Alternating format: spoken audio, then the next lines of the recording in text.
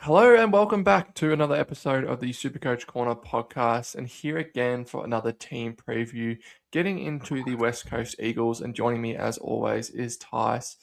Tice, another team. They're finishing off their practice match today. So looking forward getting to the tail end of things. Yeah, definitely good to get through these team previews. They are very important to get to look at possibly players that people aren't looking at as well. So, yeah, keen to get stuck into West Coast. Exactly right. And as always, could we give a quick shout out to our socials. If you are following us, thank you. But if you don't, head across to all the socials. We do have them all. So yeah, reach out there. And if you're looking for some more leagues, we do have an unlimited league, and we also have some cash leagues as well. So all the details are there on our socials. But without further ado, Tice, we will jump into it. And as always, with a team that finds themselves at the bottom of the ladder, there is a few relevant rookies to get into. So we'll start from defense as always. And one of the higher owned defensive rookies is Lindsay. What can you tell me about him? They just love the ball in his hands. He's at 51% ownership in Supercoach. It's pretty well documented that Josh Lindsay is a great ball user, and it looks like they are persisting with him.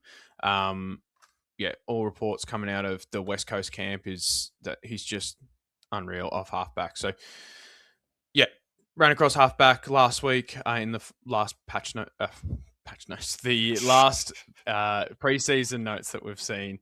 Ran across halfback and was just elite with his disposal. So even got a few kick-ins. So lock that away. 122k.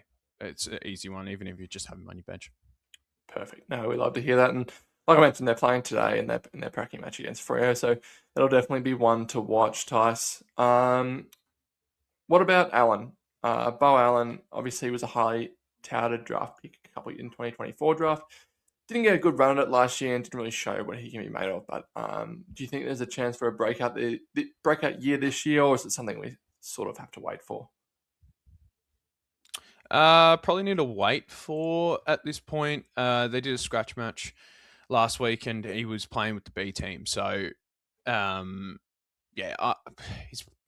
going to be pushing his way into the side. He might play the odd game here and there, which might affect his price for next year. But I don't know. Keep an eye on him. If there's an injury or two, he might be a good downgrade option throughout the year.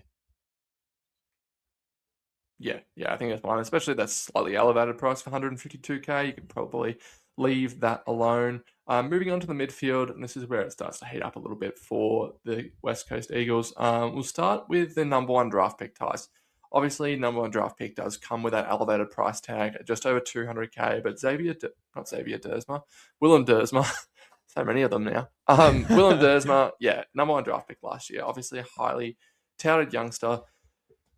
It seems like he's got that wing role on lock throughout preseason, which, look, I don't think the job security is going to be a question mark, and the talent's definitely there. But in that role, it can be a pretty up and down role, and being a slighter frame and obviously no AFL experience, I do expect some volatility there.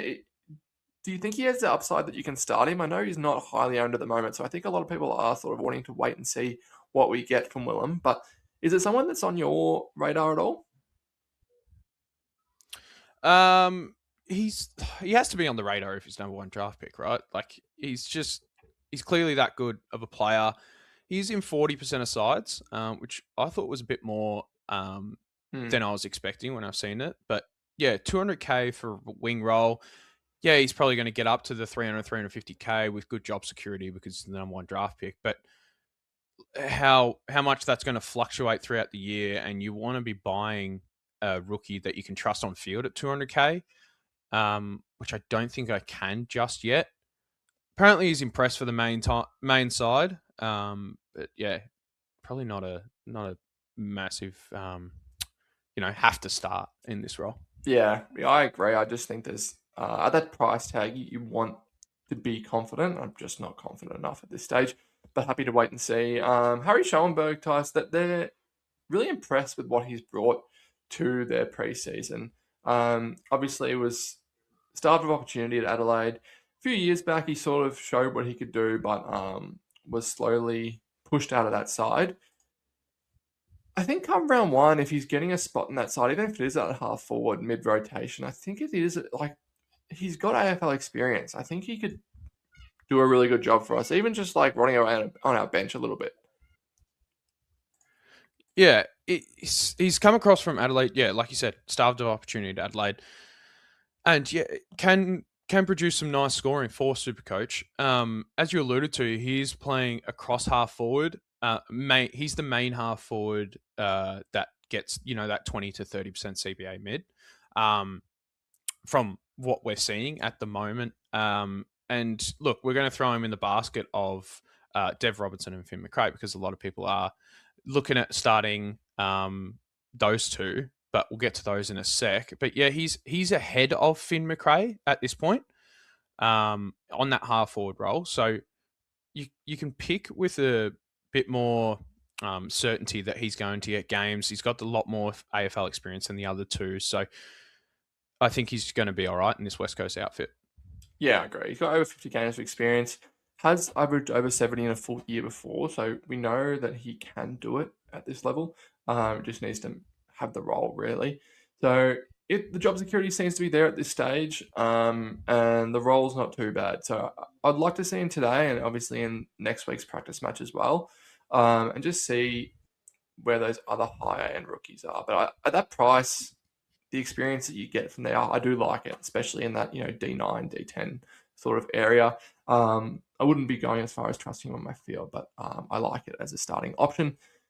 In the ruck dice, another high-end draft pick that West Coast were gifted with. I think it was through the Oscar Allen free agency, but Cooper Duff Tyler, key forward ruckman, has got that DPP swing and has impressed in preseason as well. You don't really expect that from young key position players, but he seems to have really made an impression early on. Kicked a bag in a pracky match recently, from what I've heard. So he'll be one that I'm definitely keen to watch. Again, because of the high draft pick, he is at an elevated price as well. So it could be hard to pick when you know how volatile those key forwards and ruckman can be. Yeah, 190k is what you're buying him for, which, if he's guaranteed to get maybe that second ruck role behind Matt Flynn in games, maybe it's actually worth looking at because we know how good ruckman can score, but I'm not sure that they're going to do that. They'll probably have him as the key forward. Like you said, kicked a bag, and that was actually only in a half a footy before he moved into a little bit of ruck time. So, yeah, it's hard to pick the 190k, but I can't actually knock it at the moment. I have to see how he goes today and next week before I commit to him as well. But yeah, he looks good. Yeah, I can't knock it either, honestly. Like, it is expensive if you're rocking him as an R3, but you know he's going to get games. The job security is there. They're going to pump him with games, the position that West Coast are in. So, I mean, if you're desperate for a bit of cash generation on your bench there, and he's got that DPP as well, so that's really handy. So yeah, don't hate it. I'd love to see what he does in the preseason and see if he can do it against other AFL teams. So it's definitely one to watch. Moving into the midfield ties, there's definitely a few guys here. We'll start with the biggest of the lot in Devon Robertson, moving across from Brisbane. He has made an impression. We know that he was started opportunities at Brisbane and played really good in the VFL the last couple of years, but just couldn't get a crack into that really star-studded Brisbane midfield. And when he did get a crack, it was half forward on the wing, those sort of things as a sub. He's been wanting to get across to West Coast for a while now. He's finally made his way there, and it seems like he's got that role on lock, and he's someone that you can pretty much trust on field in your forward line. Yeah, he, like you said, wanted to get to West Coast for a few years now, but West Coast also wanted him for a few years. They see the potential in Dev Rob. So that just screams, a great option for West Coast and our Supercoach sides. They want to throw him into that midfield. I think he's good enough to play there as well. He showed a few signs for Brisbane, especially in the VFL. So, yeah, on the scratch match they did last week, he played midfield, a little bit on the wing, a little bit half forward. I think they were just sort of throwing a few people around just to see what they had, but he's almost locked into that West Coast midfield from all reports. So easy pick. You can play him on field. 120k is a great buy. Yeah, forward eligible. Yeah, yeah, love it. yeah. Completely agree. I think he's just a lock away, and yeah, put him there at your F6 and just let him do his thing. Finn McRae, Tice, you mentioned him, was in a lot of starting teams when Supercoach initially opened, but obviously through lack of chat, and it just seems like he's not going to be starting in that round one side. He's slowly making his way out of teams. Has got that DPP, which is really, really nice as the mid forward, and obviously at that nice price as well. But yeah, I just don't see him pushing anyone out in the midfield. And as a Collingwood fan, he is a good midfielder, but that's pretty much the only string to his bow. I wouldn't be picking him if he's playing half forward, and unless he's getting a good crack in that centre square, I just don't want that. Yeah, it's pretty much like I mentioned before. Schoenberg, Robertson, and Finn McRae all sort of fighting for 2 out of 3 spots, and I think Dev Rob's locked in there. And then it's sort of between Schoenberg and Finn McRae, and they're taking a liking to Schoenberg at the moment. So yeah, he played in the B team last week. But he did play in the midfield for the B team. So if he impresses enough, he might get a look in. I'm kind of hoping he stays there for a couple of weeks, or at least a few weeks, and be a good downgrade option for us. He has that forward mid eligibility, but yeah, don't be surprised if he's not picked round 1. Yeah, I just think I agree with you. I think he will provide a good downgrade option throughout the year. He's been a bully at VFL level for years gone by. So I think if he doesn't get picked in that round 1, he will state his claim in the waffle. I can only assume that he'll put up good numbers like he always has done in the reserves level, and he'll push his way into that West Coast side at some point. So definitely one to keep an eye on. And with, like I said, with the DPP, it is always more tempting than others. But yeah, I think he's one that a lot of people will have to end up fading in the end. Tom Gross, Tice, played a bit of footy last year, showed some signs, I thought he looked really good. Played a couple of really nice games, but a few sub-affected towards the end of the year. And he is, because of those games, he is he's the very elevated price of 196k, but also has the DPP. Would you look there at all? Is there someone that you're eyeing off? Nah, I can't look there. 196k, you're buying someone was so in and out of that squad last year, and you've got the likes of Robertson and Finn McRae that we've just spoken about. Yeah, I think it's just an easy pass on Tom Gross at the moment. Just keep an eye on him, though, is kind of the point. Why we wanted to raise him. Yeah, look, if he comes in later in the year, we know how good he can be. He showed in those couple of games he can pump out at 60s to 80s, and could be another good downgrade option, even though he's at that elevated price. Yeah, I agree. I think he showed a bit last year, so if he gets a crack, definitely one to watch. To finish things off, Tice, Jacob Newton is 119k forward. What can you tell me about him? Yeah, there's a bit of reports coming out that they're really taking a liking to this guy. The latest one was just he was impressive and pushing for an early debut. Yeah, keep an eye on it through the games today. See what role he has, and see what kind of see the security there. Like if he's getting a good amount of time on ground, that's kind of what you just want out of your rookies. So if Jacob Newton's going to get that time on ground at 119k forward, how many of them can we pick from West Coast? I don't know, but just keep an eye on that guy. Yeah, one to definitely keep an eye on. Coming out of the mid-season draft last year, so hopefully he can inject something a little bit different into that West Coast lineup. But that sums up the rookies, Tice, and we'll jump into the mid-prices. Starting with a recruit coming across from Brisbane, back home to WA, has had his fair share of concussion issues.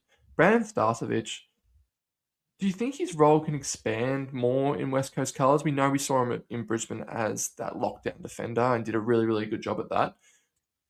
Could that be elevated moving across to the Eagles? I feel like he's just going to play that same role, which I don't see him becoming like the rebound defender or anything. He was so good at doing that lockdown small forward kind of role, so I don't see that changing. That's why I don't really see him as an option at 271k. Do you see it being any different? No, I agree. The best case scenario, you may be making like he could push to 350, but he's never going to be that upper echelon of Supercoach defender. So He knows what he's good at. I think the club knows what he's good at, and he'll do that. But it's not necessarily SuperCoach friendly, so I think it's one we can definitely avoid. But one guy, Tice, who you know I am extremely hot on, and I think a lot of SuperCoaches are starting to catch on, is former number one draft pick Harley Reid at 381k as a midfielder. Apparently, Andrew McCall has come out in the preseason saying that he's turned from potential to reliable. They know what they're going to get. They're expecting a big year from Harley playing full-time midfield. Can he explode?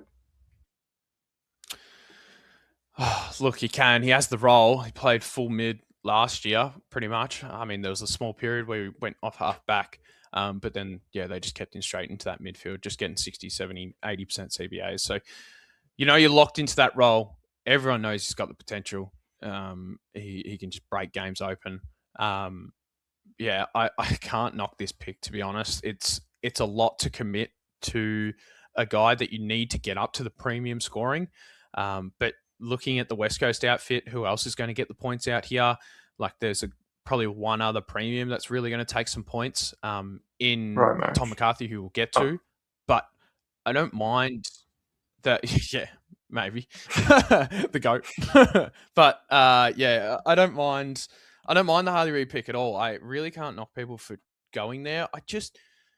If you're taking Harley Reid, I know you're not, but if you're taking Harley Reid over a Hayden Young or a Darcy Parish, I think you're out of your mind. Those two are above Harley Reid for me, especially in terms of scoring output. Would you ever see a world where Harley Reid is more relevant than those two, like coming into this season? No, I don't think. You have to pick Hayden Young and Darcy Parish over them. We know what Hayden Young could do, and we saw what Darcy Parish did yesterday in that preseason hit out. He was incredible and looked somewhat back to his best. So, you have to start both of them. It is a risky pick. The upside's definitely there. The potential's there. So, he's been in and out of my side without lying. Whether he's there come round one, who knows? If he blows me away in the preseason, potentially. But at that price, you do need him to really insert himself into that next level of midfielders, which I think he can do. So if you think he can as well, I like the buying, but it is a risk. There is a lot of risk involved there. But we'll move on. Oh, unless you have something else to say.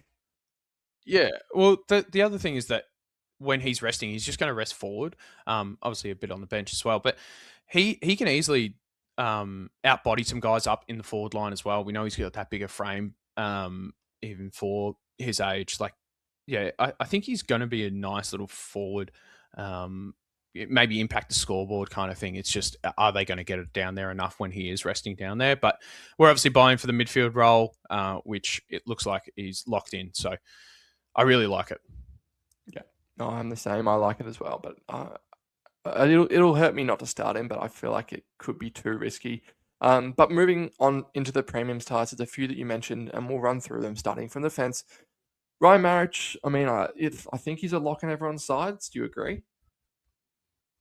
Yeah, he has to be. He's just the GOAT. Like the face of the pod for a while last year. Like, it's just Ryan Marriage. I have to pick him. No, in all seriousness, he had that role last year and then lost it in the back half. He has been taking kickouts at training, so it looks like he is, sort of going back to that defensive role, using his kicking off halfback, which is huge. But we saw how much McCarthy wanted to throw him around, and one little injury here, you'll move to the wing, you might play a little bit half forward. So, I think there's too many question marks around Ryan Marriage, unfortunately, especially for that price. Yeah, I definitely agree there. Like, when he has the role, though, he's had the very high floor. I think after round 2, he didn't drop below 85 until round 11, which is when I think they were experimenting with him up on that wing. So, and that's when he was already at 500k because he was scoring like a premium. So, if you can see he's guaranteed that role off a halfback with Tom McCarthy, who we'll get to, going into the midfield, I actually really am tempted by this pick a lot more than not. Just I feel like he's going to have the keys down there. We know how much he's going to live in West Coast backline this year because we don't see him shooting up the ladder. I like this pick a lot more than what other people do. Yeah, okay. Yeah, I'd need the role to be locked to even look at it. And I hope it is, because you know how much we love him here. What about the new captain, Tyson Liam Baker? Can you see him living up to what he has produced in the past and what he's sort of shown for a long time? Can he break into that premium category? No, he's just going to float around that 500k again. He's just going to be Mr. Fix It, go anywhere you need him. That's the same as what he was at Richmond. And yeah, he's going to be one of the better players, more experienced heads in the West Coast side. That's why he's always going to pump out the nicer scores, but I don't see him fluctuating too much from 500k. He is also suspended for round one. So yeah, it's probably an easy pass on Liam Baker. Yeah, no, I agree. I think he gets thrown around a little bit too much to consider him. And then probably the most relevant on a lot, Tice, moving into midfield late last year and seems to have that position on lock to start the season, is the prized rookie from last year, and Tom McCarthy. At just over 500k, he's in just over 10% of teams. Can he break out? Like, can he be that number one midfielder, that star midfielder that he would need to be to warrant that price tag? It sounds like he is. He definitely didn't do anything wrong at the back end of last year when he got the opportunity as a midfielder, and you know it provided it was his first season on an AFL list, and then comes into the midfield, still pumps out some 70s and 80s, which is just awesome to see. But I really can't knock this pick. He's a good point of difference. I mean, he was, and now he's at 11%. I don't know. It's still a point of difference to me. Yeah, I can't knock the Tom McCarthy pick. Playing midfield, so we get defensive mid DPP, but you can pick him as a defender. You could easily push up into that top eight defense position. Yeah, I think he can as well. Oh, I like it. You definitely need him to. I just need to see something, and these two games will be huge for him. Like, he went there last year, back end of last year, into the midfield and played well. It just didn't really translate to SuperCoach scores when he was in there. So I need to see it. I because you need big scores from him as a midfielder, and if he's going to overtake, some of those uber premium defenders that we have, you need to be able to have that big ceiling, which I'm not sure. But yeah, anyway, we'll move on from there. Move on from Tom McCarthy, and we'll move into the midfield ties. Your man, Elliot Yeo, returning from injury, looks fit. Apparently playing that mid-forward split. Is that someone you'd look at? I know you've done it in the past. Could he come back and do what he did in 2024? I think he's that good of a player that he can easily do it. It's just whether you trust his body. He's always going to miss a few games. Like, he's just that injury prone. So if you're going to pick Elliot, you kind of have to start him. I mean, you're getting a discount of 111k from last year where he didn't play a game. So that just shows how good he can be. Playing the mid-forward role, if he gets forward DPP, he's almost he's really up there with the top 8 forwards. I think he's just that good of a player. But I don't know. I don't want to pick him to start the year if he's playing more forward enough to be forward eligible. But I want to if he becomes a forward. So yeah, I'm sort of to and fro in there, but I think it's easier to not start him and just avoid Elliot for now. Yeah, I'm the same. I'm not as hot on him as you are. I think the body issues, the role change, he hasn't really played much half forward in his career, so I don't think he'll have the same ceiling that he's had in the past. He's a couple of years older. Yeah, I just don't. At 450k, I don't think it's enough of a discount to be warranting that selection. So, yeah, if he becomes a forward and he's putting up good numbers, then I can look at him then. But yeah, I don't see the upside for that price. Into the ruck line, Tice. Everyone started with him last year. Surely you can't start with him this year. Matt Flynn. Who knows how many games he'll get that number one ruck role for before he gets kicked out again. He's one I think that we can easily avoid. Yeah, easy avoid, but who else is going to come in and play the number one ruck? Like, Bailey Williams is there, but he's not that good of a ruckman. No, but yeah. Bailey Williams. We're not picking him anyway. It doesn't matter. No, yeah. Anyway, we'll move on. We'll move to the forward line. Tyson Tim Kelly sort of looked back to his best a little bit at the back end of last year. He was playing some good midfield minutes and playing well. and I've seen some clips in the preseason as well where he has looked good bursting out of the midfield, but I've also seen him training with the B side a little bit. So I don't know if he's as highly favoured as he has been in the past, and yeah, he's not going to be that number one midfielder that he was recruited to be. So I don't even though he is forward eligible, he's not someone that I think can be a top 10 forward. I agree with that. Yeah, like you said, he's playing with the B side. So yeah, look, if he does play in the A's, play in the main squad, he's playing the half forward role, not really midfield. So I think it's an easy pass on Tim Kelly. Yeah, no, couldn't agree more. Well, that sums up the players, Tice. In terms of their early fixture, what have they got? I know for a team like West Coast, it doesn't matter as much because every game's going to be a hard game. But have they got any games where they can be competitive in the first 6 or 7 rounds? Oh, maybe round 2 against North, but outside of that, I don't see them winning the game. Within the first 7 rounds, round 8 is when they play Richmond, so that could be the game. Round 9, they've got Melbourne, but not within their first 7 rounds. They've got a few hard teams, especially starting off with Gold Coast away. So, yeah, their early fixture's pretty tough. And then in terms of the year prediction ahead, I don't think there's any surprise that I have them as the Wooden Spooners again. I just think that they've got the talent, they just haven't developed enough to be able to fight up that ladder spot. And most of the other teams are actually looking pretty good to get back up the ladder, and I don't see anyone down on West Coast level. So do you have them as the same? Yeah, I can't see them improving much from last year. They got some good youngsters, but they're going to need some more games from them to really start to push to that next level.